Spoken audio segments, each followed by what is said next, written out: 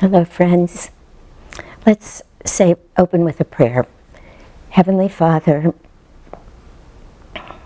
Divine Mother, friend, beloved God, Jesus Christ, Babaji Krishna, Lahiri Mahashaya, Swami Sri Yukteswar,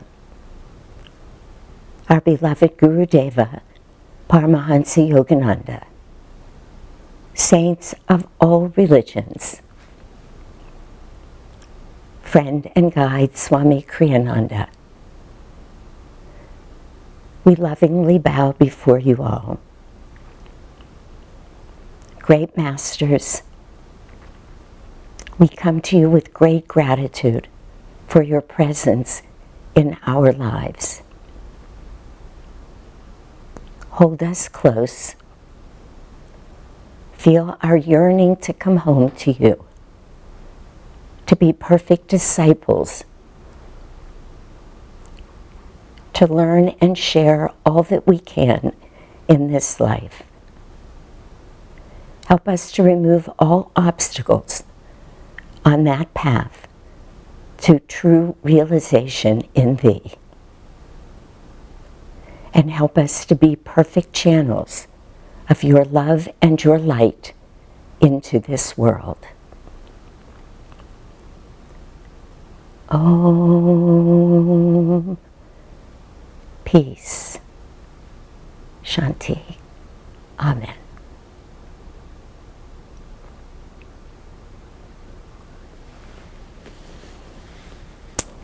It's such a joy to be able to be with all of you. This morning, somebody put out a note. I'm speaking to you from our community in Ananda, Palo Alto.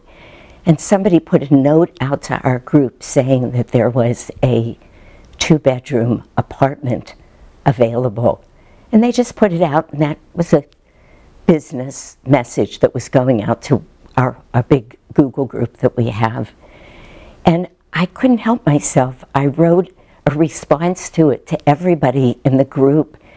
And I had to say more than, hey, it's available. I said, if ever you've thought about living in community, ever, now is the time.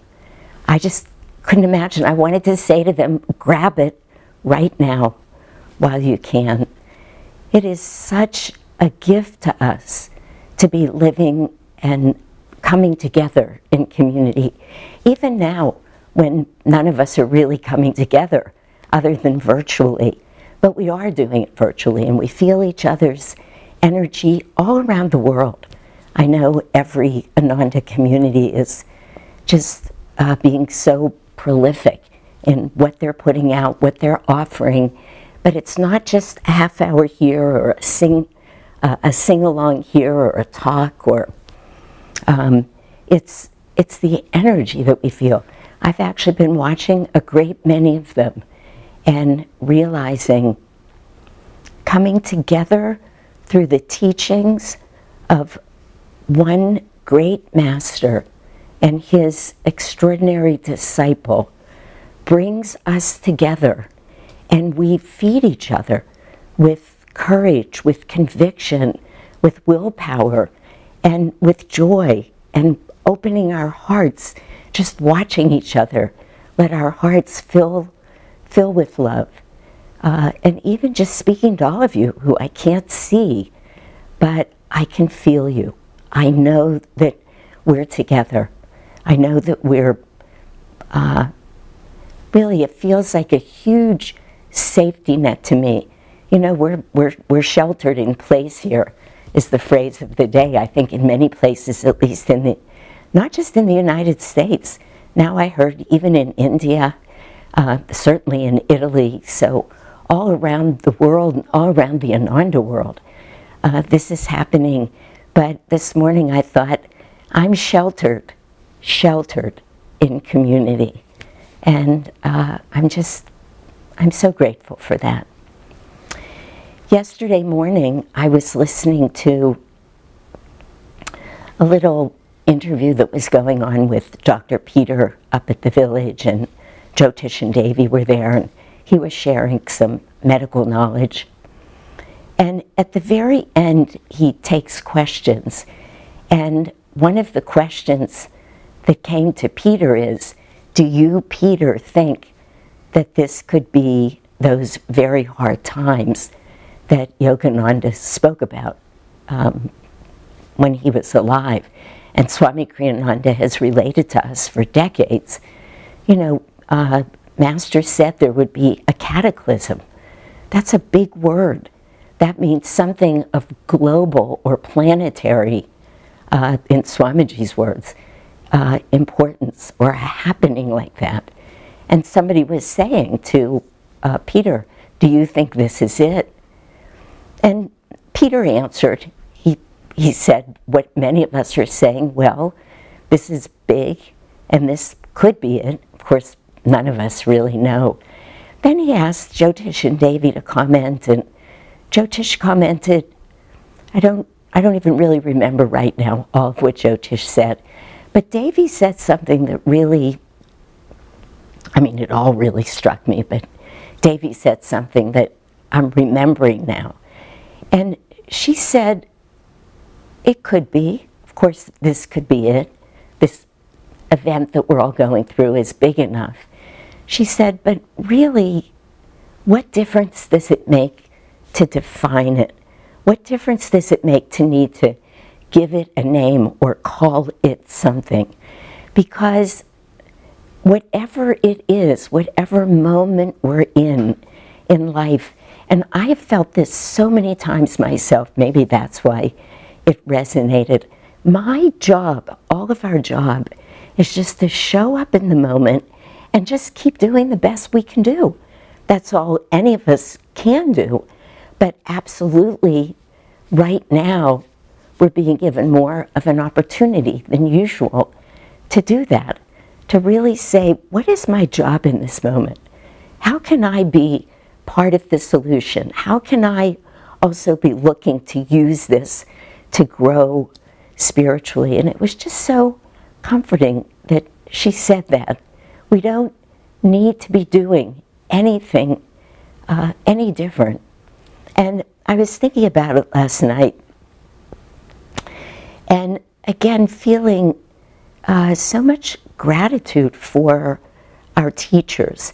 And I was realizing again that these great avatars come, they take a human form, and they live what could look like a very human life.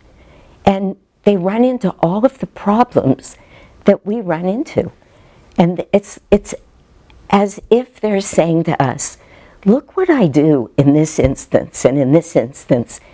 You know, I've recently reflected on this, I think in a Sunday sermon, but when Yogananda was trying to come to the United States, here he was an avatar, which means he was born in this life for us, not because he had any karma to work out, but he came here really to show us the way and to be here with so lovingly show us the way.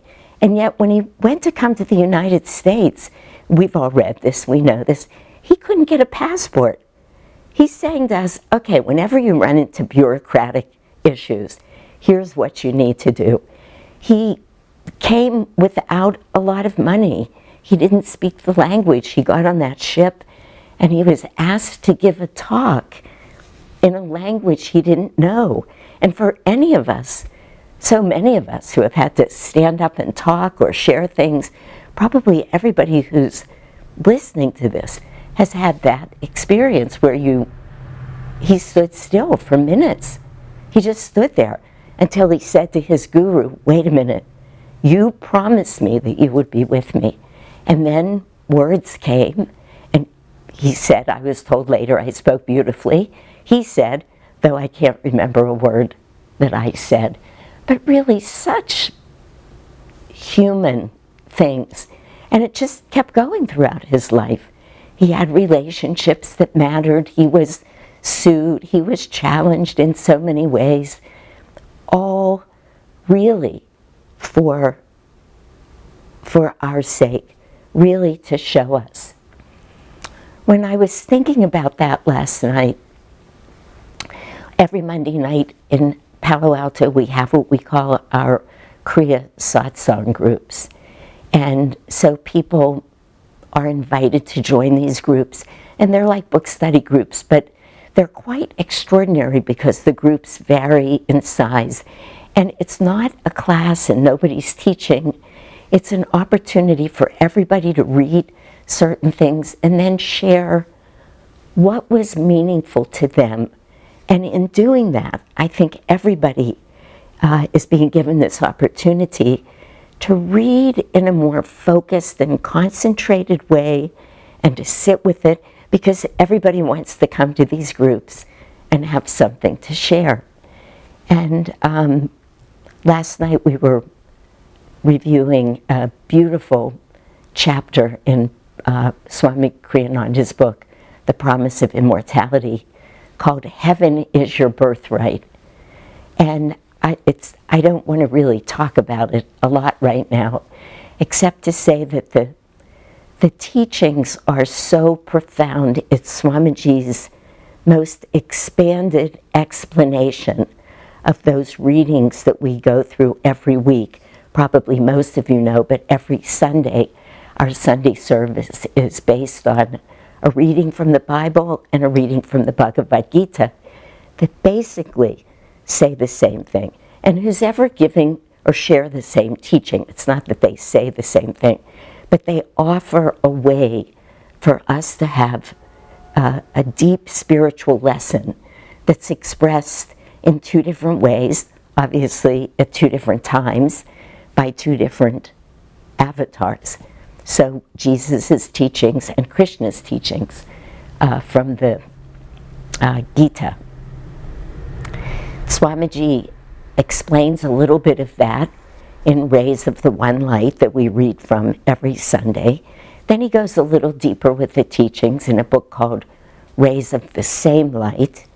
And then he really expounds on the teachings in this book, Promise of Immortality.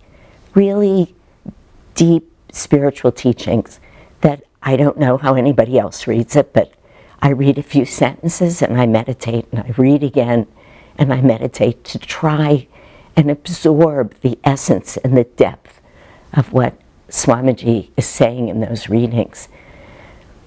But last night, in the reading, at some point, I just want to quote Swamiji exactly.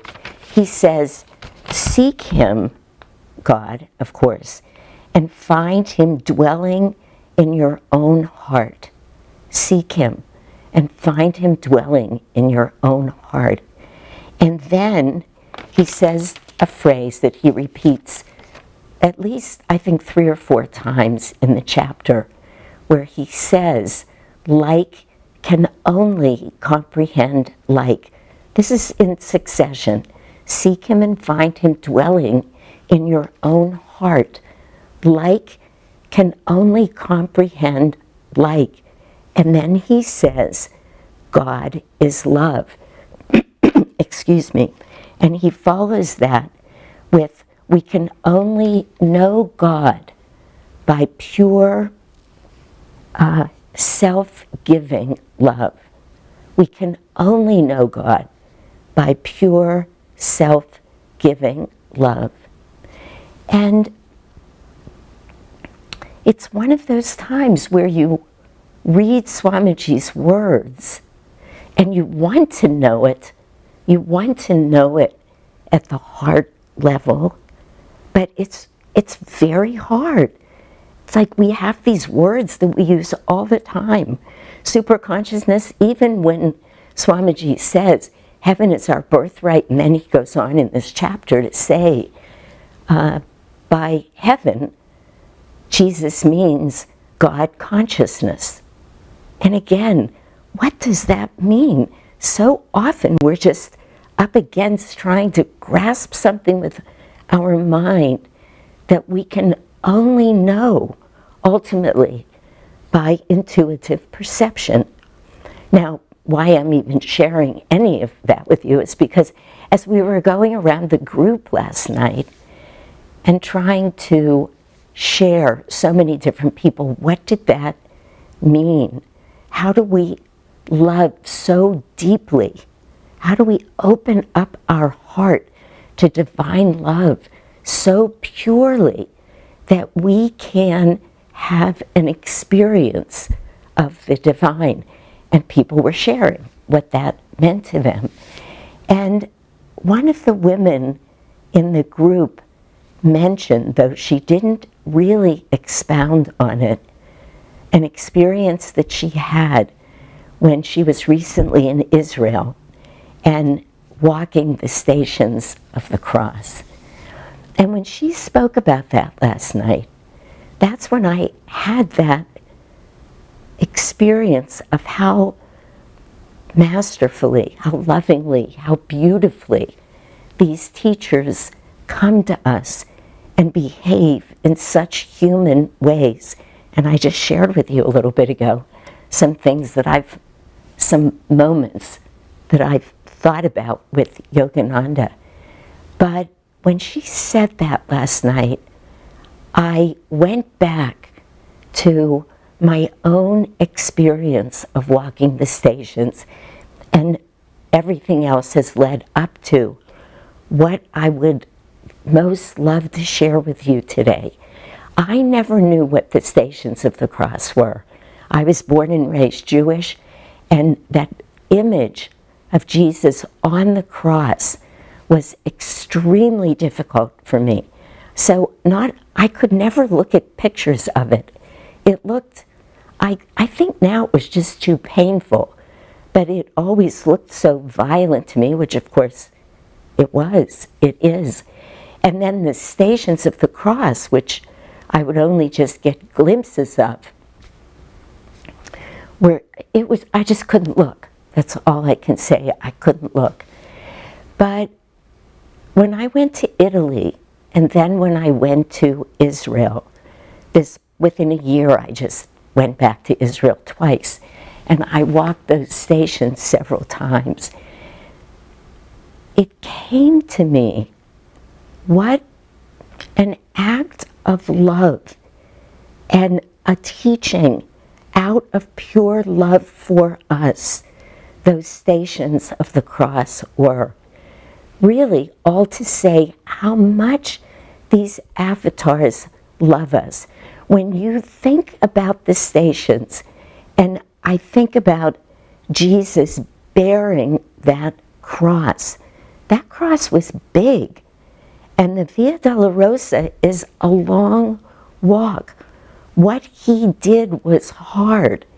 And he has shown us, he showed us every time I walked it, it went deeper and deeper for me. This is what it means to bear your cross, whatever your cross is.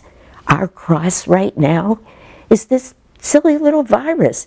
We can't even see it without a microscope, but it's wreaking havoc with everybody's life.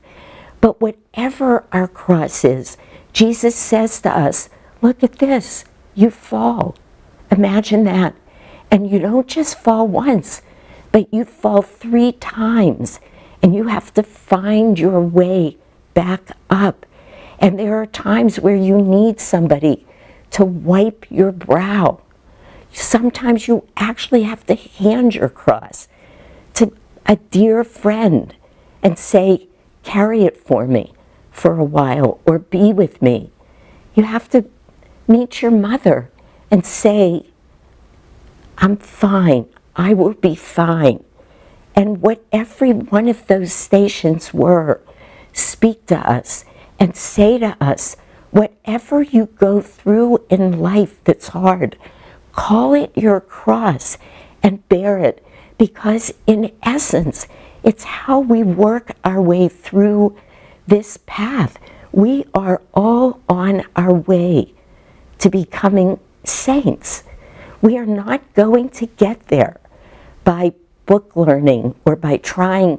Even last night, as I was listening to everybody, and the Kriya Satsang groups are beautiful. I really try hard not to miss them. It touches me what everybody comes to.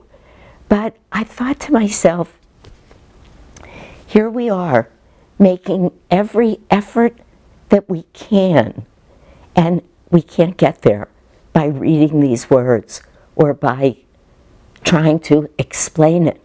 Really, the deepest value of those Kriya Satsang groups is that it brings us all together, that it touches our heart, that we can open our heart beyond the mind, which is really what every experience is about. Every experience becomes a cross to bear. It brought to mind for me the Festival of Light that we read. Every Sunday we read about this little bird who goes out on his own spiritual quest. And Swamiji, and that bird represents us, of course. It's like Arjuna in the Gita. It's disciple everyman. That's what that little bird is. And there are moments in that festival, Swamiji writes at one point, wind and rain lashed at its wings. The more it fought back, the weaker it became. Wind and rain are life's trials. Night fell. The little bird grew afraid. How, it cried, can I fly in the darkness? And God answers, fear not, for lo, peace awaits you in the unknown. Surrender to me, he says. In every way that we are taught by these great masters, by Yogananda, by Jesus bearing his cross, by Swamiji writing that festival, in every way they're saying to us, don't turn away from it. Choose consciously how you will face your lessons. With what type of consciousness will you move forward in life? How will you move to become a saint, to be purified? This is really what we're all here for. It's what we're all looking to do.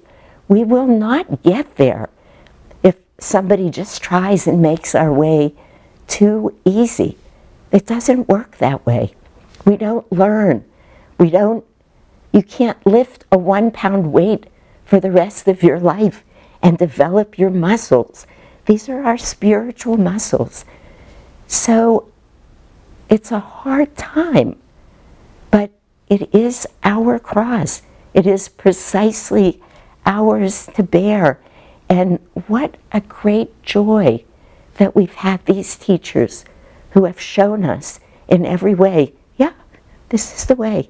You just move forward. You keep on moving forward. Davy said it yesterday.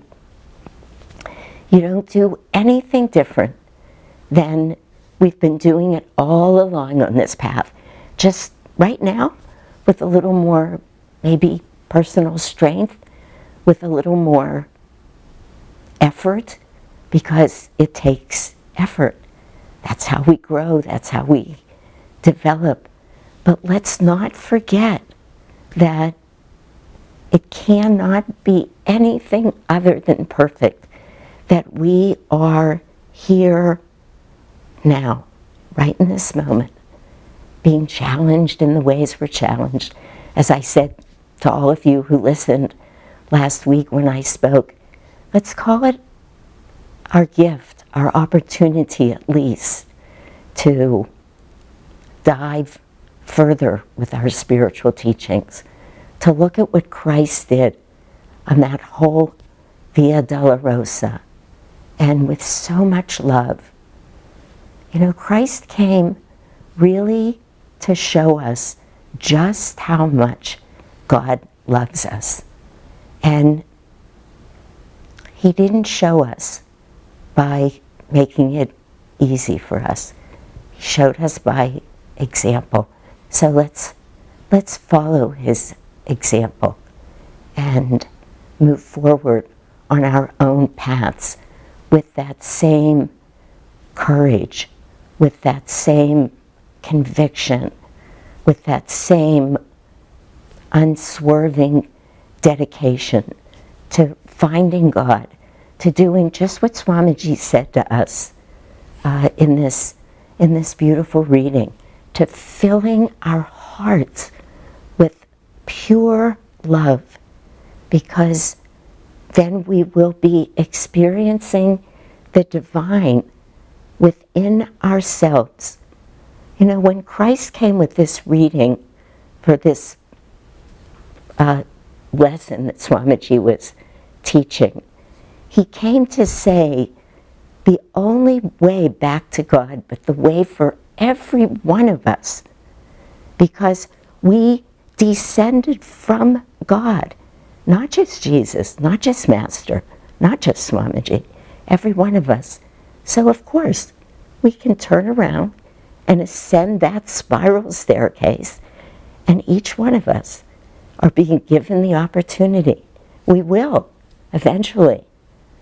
As Master said, eventually, why not now?